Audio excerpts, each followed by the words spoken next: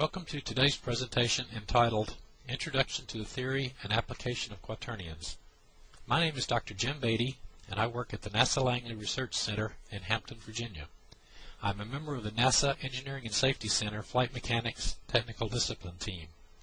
This presentation is part 2 of a two-part discussion about Quaternions and is sponsored by the NESC as part of its educational outreach program called the NESC Academy Online, which is a collection of video and audio presentations in a number of technical disciplines of interest to the NASA community. Today's presentation is entitled Working with Quaternions. In part 1 of this presentation, Introduction to Quaternions, I discussed the definition of quaternions, what they represent, some of the typical uses of them, and what mathematical properties they obey, and also provided a summary of Euler angles and direction cosine matrices, which will lay the framework for today's discussion with quaternions and how one might use quaternions in a similar manner as Euler angles and direction cosine matrices to define the orientation of some object or reference frame relative to some other frame, and how you can use that to transform vectors from one frame to the other. Also in today's presentation, we'll discuss specifically how you use quaternions for kinematics, how you define a quaternion for a particular coordinate frame rotation, then how you would use the quaternion to provide coordinate transformations of vectors, how you can compute a DCM from a quaternion and vice versa so that you can readily switch back and forth between the two formulations as your needs might dictate. I'll also discuss how to compute the time propagation of quaternions, that is, for a given initial quaternion and a given angular rate of the frame that the quaternion references, or the vehicle or body or object that the quaternion is developed for, you can write equations for the time rate of change of the quaternion elements, which if it's used in a simulation environment, you might integrate those to get the current value of the quaternion for any time after time 0, or if it's used, for instance, in an inertial navigator, you can do the same process there. And finally, in today's discussion, I will talk about how to compute a quaternion for a single axis rotation that will align one coordinate frame with another. This latter technique is used very often in flight controls, where you want to control the orientation of some vehicle relative to a desired or commanded orientation, and you can compute very readily a delta quaternion, or an error quaternion as it's sometimes referred to, that will allow you to do in a single rotation go from where the vehicle is currently aligned to where you would like it to be aligned. So how are quaternions used in kinematics? Recall from part 1 that a quaternion can be expressed as a scalar and a vector component. The scalar component, as we might use it in quaternions, usually represents the rotation of some object or some reference frame about a direction specified by the vector part of the quaternion. So as shown in the first equation there, Q equals theta and V.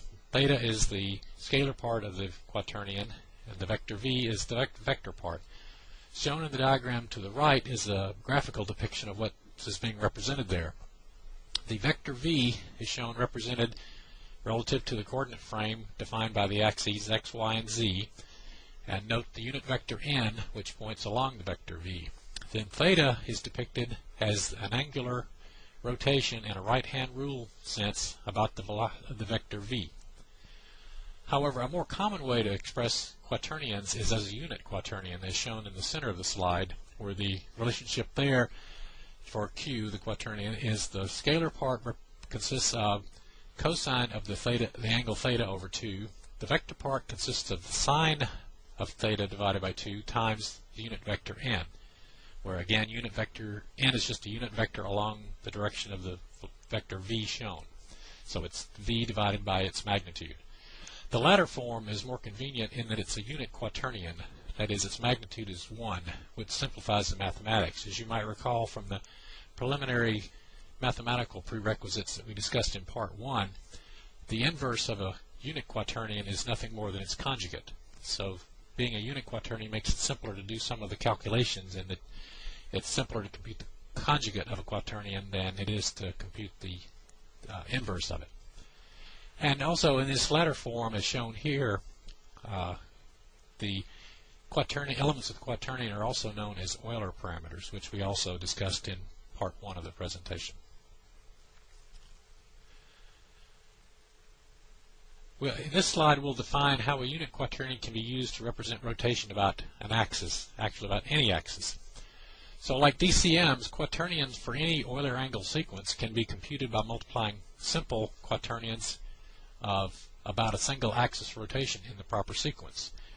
And recall that the most common form of a quaternion is the unit quaternion defined on the previous slide, where cosine theta over 2 is the scalar part, and sine theta over 2 times the unit vector n represents the vector part. And again, like DCMs, simple one-axis rotation quaternions can be chained together to represent any more complex or arbitrary orientation that you would like. And I'll show you an example of how you would represent a rotation about the x, the y, or the z axis in a single rotation, as shown on this slide. The first example is a single axis rotation of the angle phi about the x-axis. So the quaternion scalar part for this example would be cosine phi over 2. The vector part would be sine phi over 2 times the unit vector representing the x-axis, which would be 1, 0, 0. And so as you see there, the final quaternion for a single axis rotation of phi about the x-axis would be cosine phi over 2 as the first element, sine phi over 2 as the second element, and 0 for the third and fourth elements. Similarly, for a single axis rotation of theta about the y-axis, the quaternion would be represented as shown in the center of this slide, with a scalar part of cosine theta over 2 and sine theta over 2 times its unit vector in the y-axis direction, which would have components of 0, 1, 0. So then, writing that out, the four elements of that quaternion would be cosine theta over 2 as the first element, 0 for the second element, sine theta over 2 for the third element, and 0 for the fourth element. Finally, for the single axis rotation of psi about the z-axis, as shown in the last equation on this page, the scalar part of that quaternion would be cosine psi over 2. The vector part would be sine psi over 2 times the unit vector in the z-axis direction, which would be 0, 0, 1. So again, carrying that out, the components of that quaternion would be cosine psi over 2 for element 1, 0 for elements 2 and 3, and sine psi over 2 for element 4. And in this example, the I, j, and k are just the basis vectors of the x, y, z axes of your frame.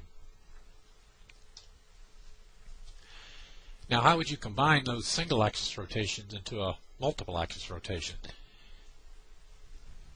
They can be chained together to represent more complex orientations in any sequence you would like. So, for example, let's look at the quaternion for a yaw, pitch, roll Euler angle sequence. The quaternion for that total or aggregate rotation would be the multiplication of three individual quaternions as shown on the previous page. Q psi multiplied by Q theta, then multiplied by Q phi. And I want you to note, though, the order of this multiplication is opposite that you would use with chaining together simple DCMs. So for that same yaw, pitch, roll sequence using DCMs, you'll notice the aggregate DCM, just shown as C with no subscript, is the product of C phi times C theta times C psi, where you'll notice in this representation using DCMs, the first rotation is on the right, and the second rotation is the matrix in the center, C theta, and the third rotation is the final rotation, or phi, whereas in the quaternion multiplication up above, the quaternion for that total orientation is the psi quaternion first, multiplied by the theta quaternion, multiplied finally by the roll quaternion. So then this quaternion product, representing those three individual quaternions shown on the previous page, can be computed by either of the methods that were described in part 1 of this presentation. You may recall there was a couple of different ways to represent it. Most commonly used is a matrix vector representation using what was called the quaternion matrix, or alternatively you could use the quaternion transmuted matrix. Now we're going to show quaternion elements for a yaw, pitch, roll Euler angle sequence. If the quaternion for this sequence is depicted as Q, as shown at the top of this slide, Q0 represents the scalar component, and Q1, Q2, and Q3 represent the vector components of this yaw, pitch, roll quaternion. If you carry out the multiplications symbolically as shown in the previous slide, you'll come up with the expressions that are shown at the top of this slide for Q0, Q1, Q2, and Q3, which you see involve products of the sines and cosines of each of the Euler angles divided by 2, such as cosine phi over 2, cosine theta over 2, cosine psi over 2, etc. You can also show very readily, as we did on the previous pages, this is nothing more than the product of 3 individual single-axis rotation quaternions. In this example, a yaw rotation of psi about the z-axis, a pitch rotation of theta about the y-axis, and a rotation of phi about the x-axis. And then from those, I'll show a little bit later how you can compute the actual yaw, pitch, roll Euler angles once you have this quaternion. And as you can see from the expression shown, those would represent, once you know the elements of this quaternion, how to compute theta, psi, and phi at any time thereafter. However, care should be taken if in this example, or in the example you're using, if the intermediate angle, or the second angle, theta, is plus or minus 90, the denominators that you see there in the calculation for psi and phi will both be 0. So those expressions will not be valid. In other words, if you look at the equation for computing psi as the arctangent of 2 Q0 Q3 plus Q1 Q2 divided by the denominator term Q0 squared plus Q1 squared minus Q2 squared minus Q3 squared, you'll find that denominator expression is exactly 0 when theta is plus or minus 90. That can be shown very readily if you take the expressions at the top of this slide for Q0, Q1, Q2, Q3, and then substitute theta equal plus or minus 90, and rearrange and consolidate terms. You'll show that that's exactly uniquely 0. These are just a ramification of the consequence of Euler angles where the second rotation in a sequence is equal to plus or minus 90, as we discussed in the previous Part 1 presentation. Such orientations result in a singularity in that there are no unique values of the first and third Euler angles in those situations. This next slide shows a similar technique for computing the quaternion elements for a roll, yaw, pitch Euler angle sequence. And I won't go into the details here. The same things apply. You can write out the quaternion as a product of 3 individual single-axis rotations. And in this example, it's a roll rotation first, a psi rotation second, or yaw rotation through psi second, followed by a pitch rotation of theta.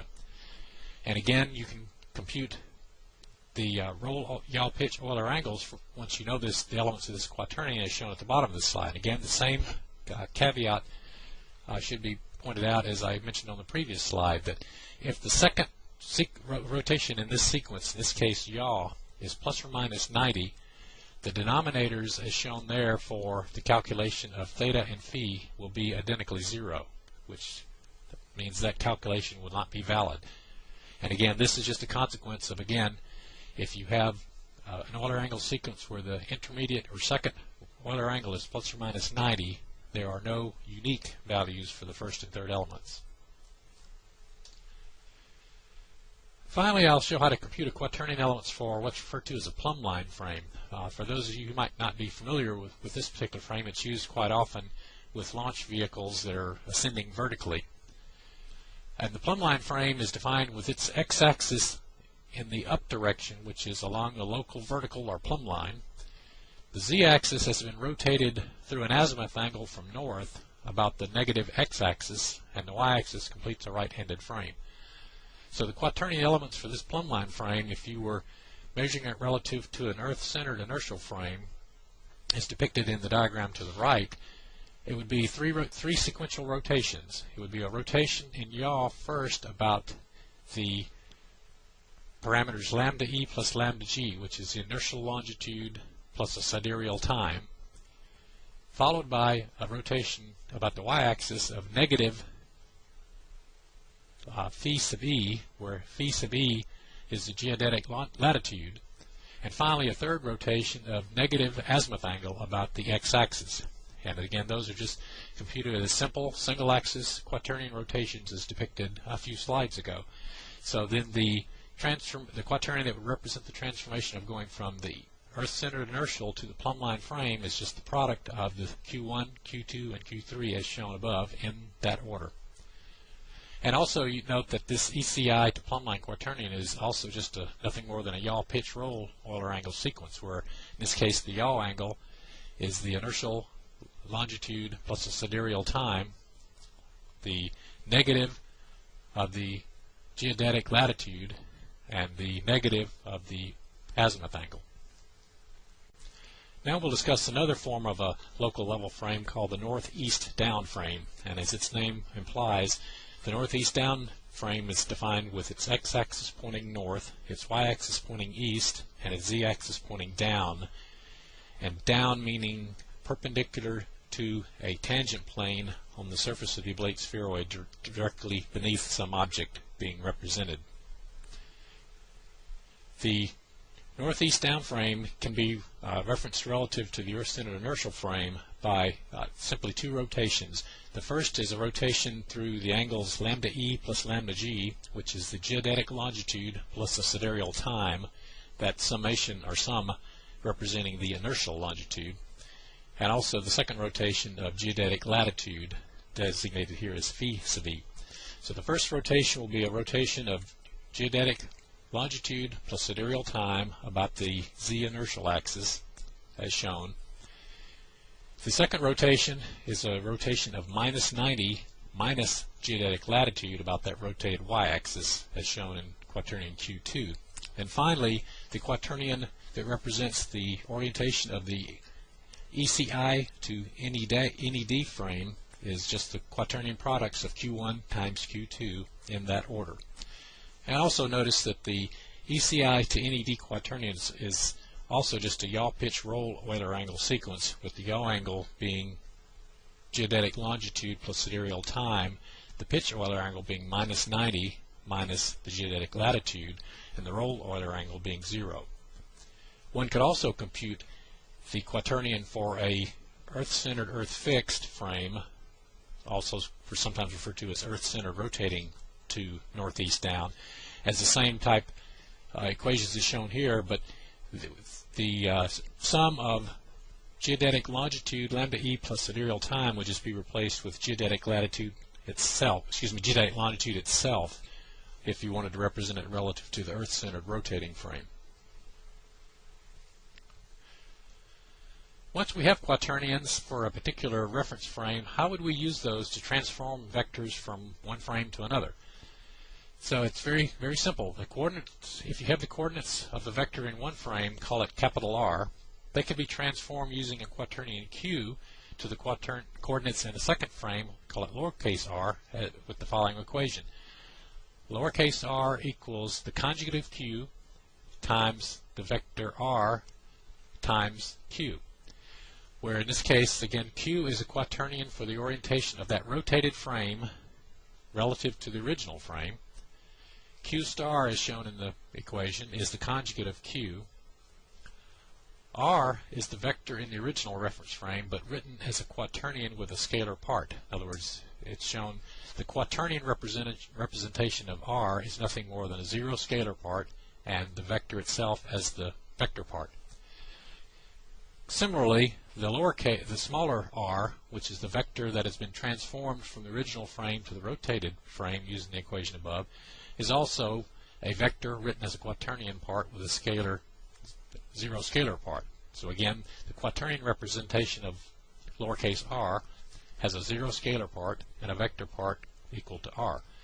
So then after you build the quaternion representation of what's shown as uppercase R, perform that calculation shown at the top of this equation, then you discard the scalar part, and it can be shown very easily that scalar part will be identically zero in all cases. So then the remaining vector part of that quaternion calculation shown at the top will be the containing the transform vector lowercase r. I'll talk a little bit about other forms of what's called vector rotation that you sometimes see. Whenever you're looking at text on quaternions, usually there's a little bit of confusion possible in what the author is referring to. And a lot of times those texts will describe what's called a vector rotation. And they'll show an equation that looks very similar to the equation on the previous slide that was done to show how to transform vectors from one frame to another using quaternions. But they'll show the form as shown on this slide. It will show a vector rotation equation as represented as lowercase r equals the quaternion q times the original vector r times the conjugate of q. And what you'll notice, that's just backwards from the equation on the previous slide, where on the previous slide, using a quaternion to transform a vector from one frame to another has q conjugate multiplied by capital R multiplied by q itself. These texts that are referring to vector rotations are actually referring to rotating a vector, capital R in this case, through the angle defined by the quaternion q.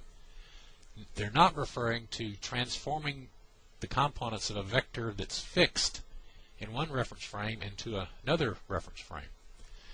Or to put it another way, in the way that we would use it for to define quaternions for transformations of one frame to another, the vector itself is not rotated, just the frame that the vector is represented in. And that's what we mean by using a quaternion for transforming components of a vector from one frame to another. And the equation above that you see that I described as being applicable to vector rotations is actually the inverse or transpose in DCM terms of the actual vector transformation that I showed on the previous slide.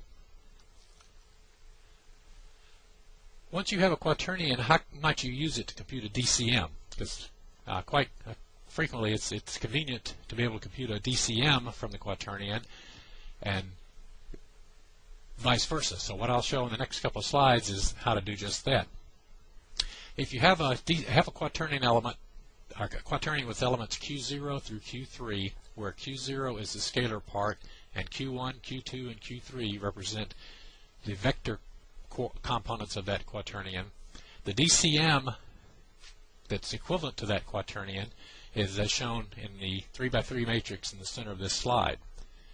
And this expression can actually be derived very simply by just expanding term by term the quaternion transformation that I showed a couple slides ago, where the transformation of the vector capital R using the quaternion that represents a rotation of the frame in which R is measured in relative to some other frame is just lowercase r equals the conjugate of the quaternion times uppercase R times the quaternion itself.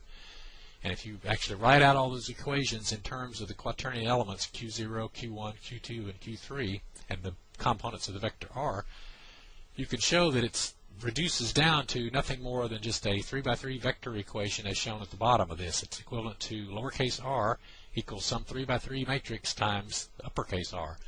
And that 3x3 matrix is nothing more than the direction cosine matrix that describes the rotation of the rotated frame relative to the original frame.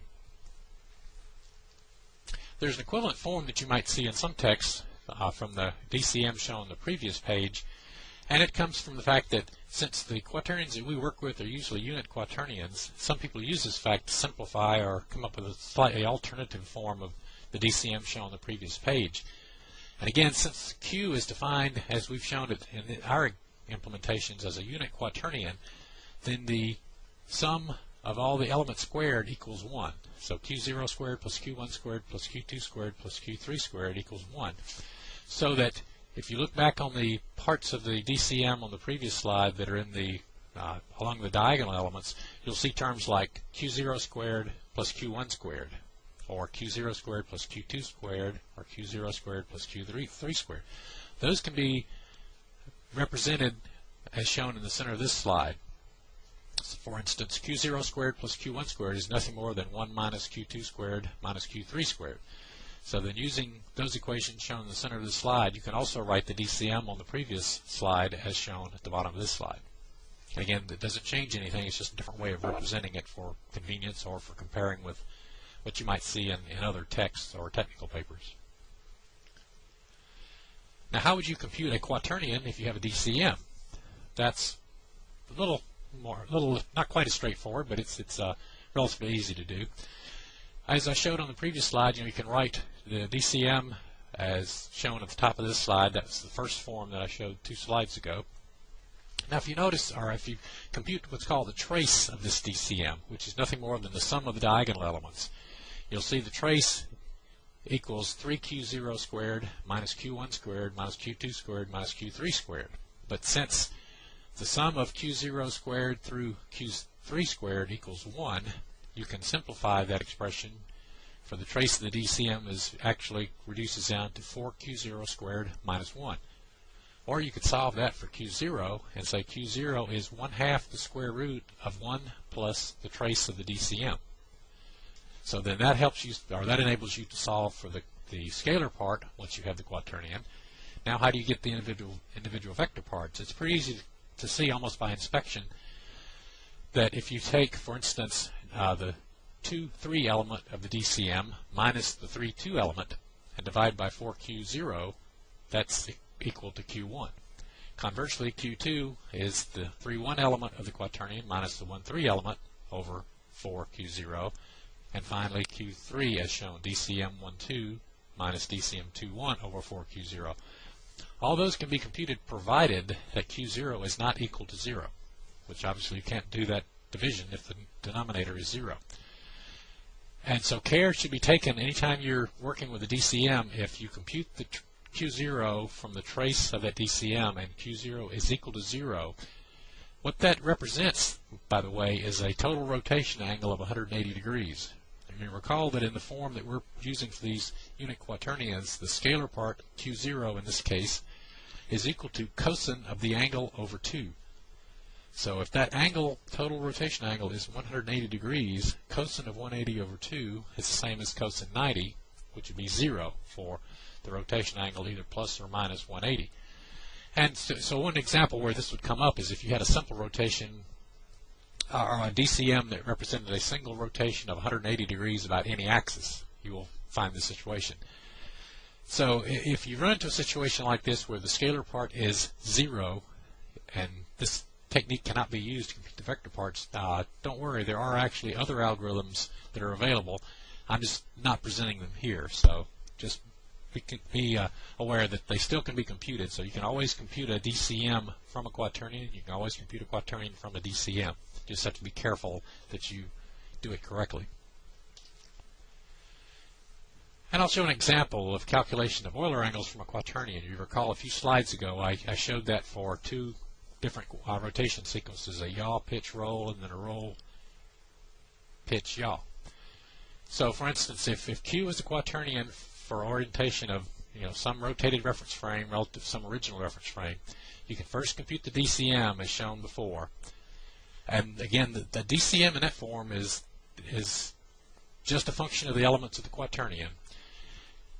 Then if you want to try to extract the Euler angles for a given orientation represented by that quaternion, you then have to basically compute what a DCM would be in terms of the specific Euler angle that your quaternion represents. So in this case, if the example was the quaternion represented a yaw, pitch, roll Euler angle sequence, then we all know from any textbooks or deriving it by hand, you can compute the DCM from that yaw, pitch, roll sequence as shown at the second DCM calculation or DCM matrix in the center of this slide here in terms of the angles phi, theta, and psi.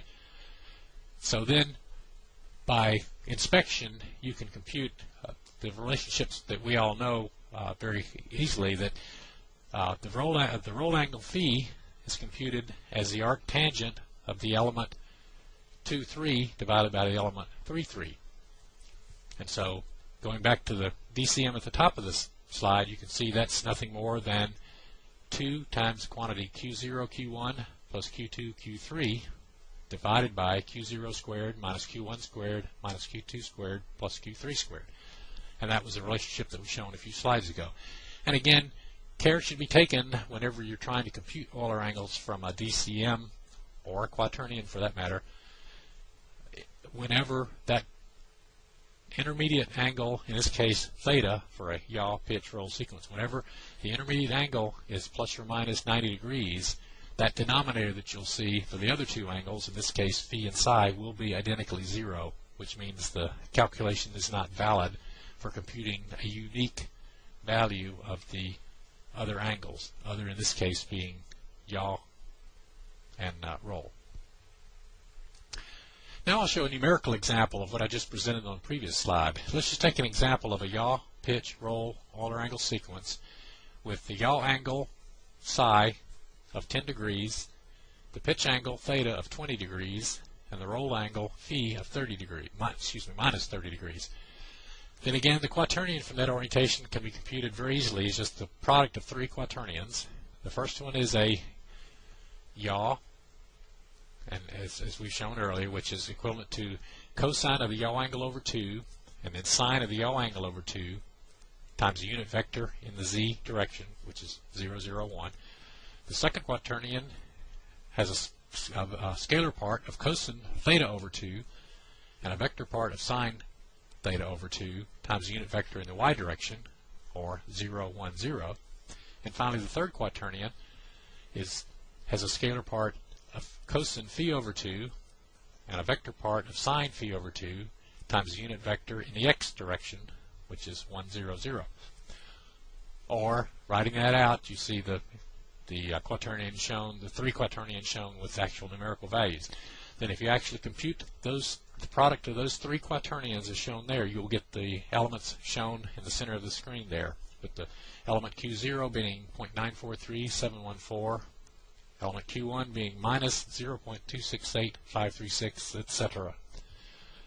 Then going back to what was shown on the previous slide, if you take the DCM elements and compute the DCM from those quaternions as shown in the equation there, then you'll get the numerical values shown in the 3x3 DCM at the bottom of this slide. And again, using the techniques shown in the previous slide, and I've color-coded them so you can actually see where the numerical values come from, then the roll Euler angle is nothing more than the element 2,3 divided by the element 3,3, or minus 0.469846 divided by 0.813719. And that comes out to be minus 30 degrees, which it should, since that was what our example dictated. Conversely, or similarly, the pitch angle is just the minus arc sine of the element 1,3, which works out to be plus 20, which is what we specified. And finally, what's shown in green is the yaw angle is the arctangent of the 1,2 element divided by the 1,1 element. And again, if you perform that calculation, it comes out to be plus 10, as we specified. So here's just presented for your information, a real simple example of how you actually can compute the Euler angles for any given rotation sequence that you might have, given that you have the quaternion elements for that orientation. As it's described earlier in part 1 of this presentation, I showed how you can compute Euler angle propagation or the propagation of a direction cosine matrix. Well, conversely, you can do the same thing for a quaternion.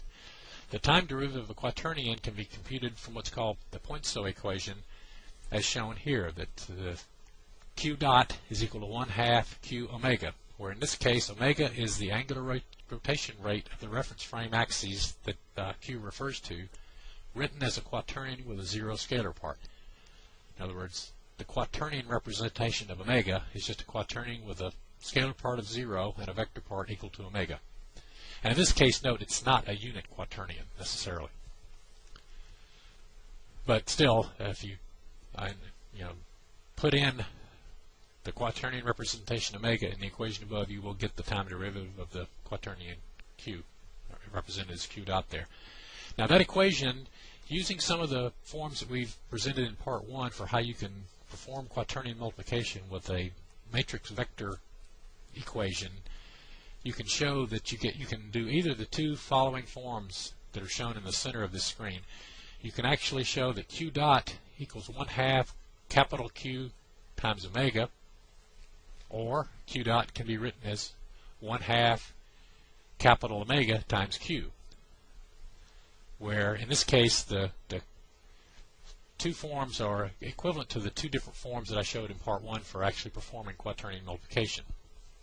And the matrix 3 by 4 matrix, 4 by 3 matrix shown in the leftmost calculation of Q dot is basically the last 3 columns of the quaternion matrix that I presented in part 1 for use in matrix vector quaternion products. The 4 by 4 matrix that you see on the right side of the equation above that has all zeros down the diagonal part is basically the quaternion transmuted matrix that I had presented in part 1 also, which is another equivalent form for doing quaternion multiplication. And then quaternion propagation requires 4 states to be integrated, because if you calculate the equation above, you'll get an expression for Q0 dot, Q1 dot, Q2 dot, and Q3 dot, are 4 states that have to be integrated. However, you can get by with integrating only 3 states if you make use of the fact that it is a unit quaternion. That means the sum squared of all the elements equals 1. So this can be used to help reduce, if need be, or if you desire, to the number of states from 4 to 3. On the next couple of slides, I'll show how you can do a single axis rotation of using a quaternion to go from one frame to another frame in a single rotation. So you don't have to think of it in terms like we normally think of. If you want to go from one frame to another, you might define 3 sequential rotations about sequential axes. A yaw rotation followed by a pitch rotation followed by a yaw rotation. You don't really have to do that. You can do a single rotation about some specific direction, and you can immediately rotate from one frame to another in one rotation. And that was kind of the premise of Euler's theorem.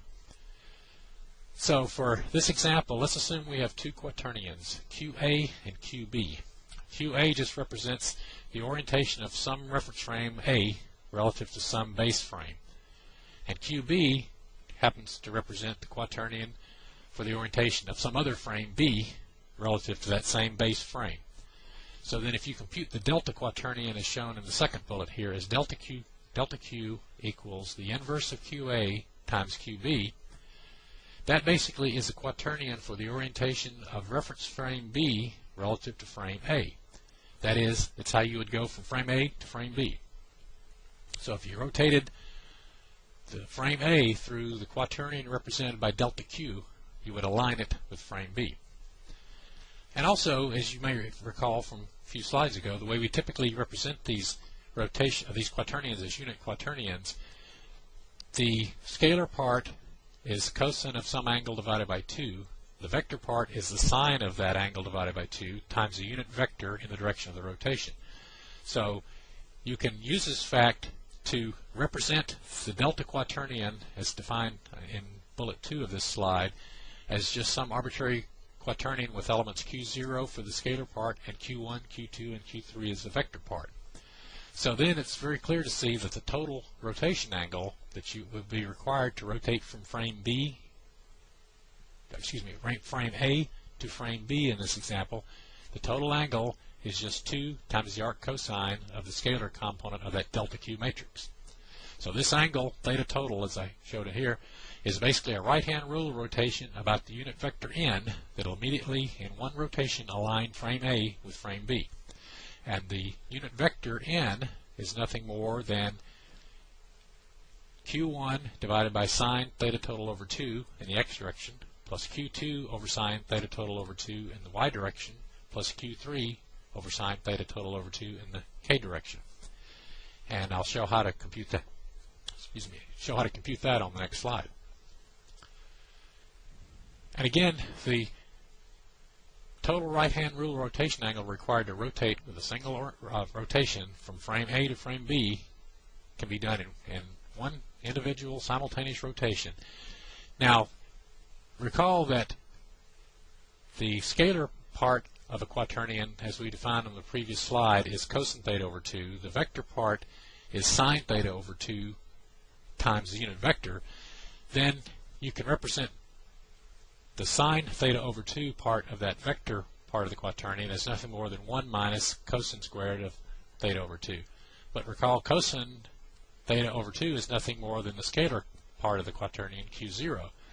So then you can write sine theta over 2 in the equation on the previous page is nothing more than the square root of 1 minus the scalar part of the quaternion squared. So then using that information, the unit vector n that dictates the direction we would rotate through this single axis rotation to go from frame A to frame B, that unit vector n can be computed as just shown here. Q1, Q2, and Q3 each divided by the square root of 1 minus Q0 squared, where the elements of the quaternion Q0, Q1, Q2, and Q3 are nothing more than the elements of the delta Q matrix that I showed on the previous slide, which is the quaternion that would immediately, with a single rotation, carry you from frame A to frame B. So combining all this information from what's on this slide for the unit vector n with what's on the previous slide, then you can compute three angles, theta x, theta y, and theta z, that simultaneously you can rotate about the x-axis, the y-axis, and the z-axis to orient frame A with frame B through the relationship shown at the bottom of this slide.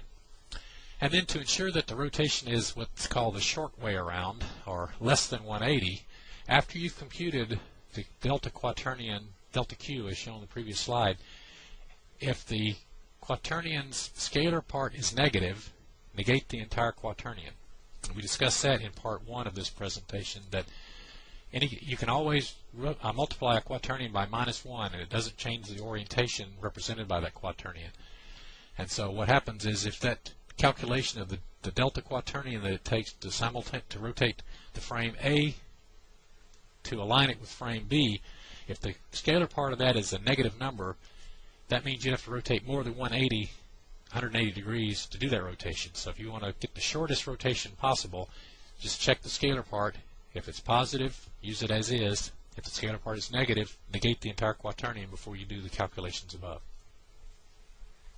And this technique is very often used in flight control software, where you have a certain desired orientation of a vehicle that you want it to fly, and you have an actual orientation sometime that's not aligned with that. So you can compute this delta quaternion at every instance through your navigator or your guidance and control algorithm, and dictate what rotation you have to do to go from where you are to where you would like to be in a single rotation. And this concludes part 2 of Introduction to Quaternions. And in this presentation we've discussed how quaternions are used for kinematics, defining quaternions for particular coordinate frame rotations, using quaternions to do coordinate transformation of vectors, how to calculate a DCM from a quaternion and vice versa, how to do time propagation of quaternions, and using quaternions for a single axis rotation to align one frame with another. And in part 1 we also described some of the mathematical prerequisites for quaternions and how they're defined. So this concludes part 2 of this two-part discussion about quaternions. I hope that you found this presentation to be useful and informative, and I invite you to continue with other presentations on the NESC Academy Online site. Thank you.